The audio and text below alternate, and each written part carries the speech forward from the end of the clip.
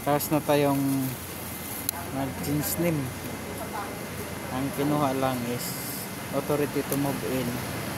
Tapos ano, xerox ng valid ID. Yun lang ang kailangan pag nagpalipat ka ng pangalan. Tapos fill up ka ng form and 1,000 pesos lang yung gagastusin mo. Malipat na yung pangalan sa simula sa dating may-ari. Nalipat sa'yo. Yung ilipat na sa'yo yung pangalan within the day.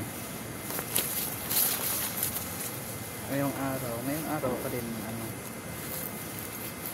ngayong araw din ililipat. Kaya ayos na. Lipat na yung pangalan. Kaya yung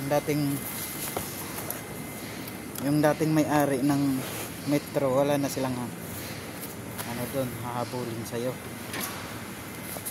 Dating may-ari ng tubig,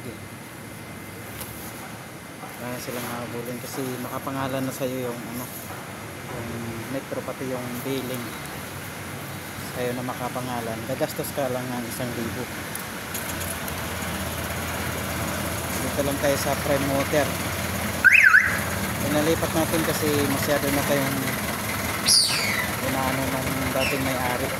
Kulang pa sa kanila yung binigay natin na pera.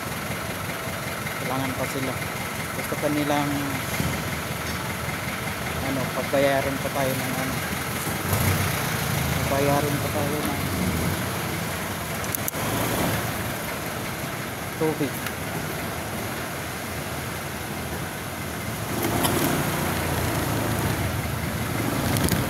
Nahirapan na nga tayo dun sa kurente kasi may sila, nahulihan sila ng jumper.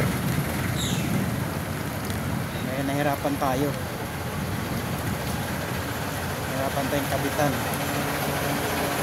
Mahaba ang investigasyon kaya pinalakad na lang natin. Tapos gusto pa nilang magpadagdag sa sa tubig, gusto pa nilang pabayaran. Okay na, nalipat na yung pangalan. Within the day, lilipat yung pangalan. Basta kompleto ka lang sa requirements. Okay, salamat sa iyo, Prime Water. Okay, uwi na tayo.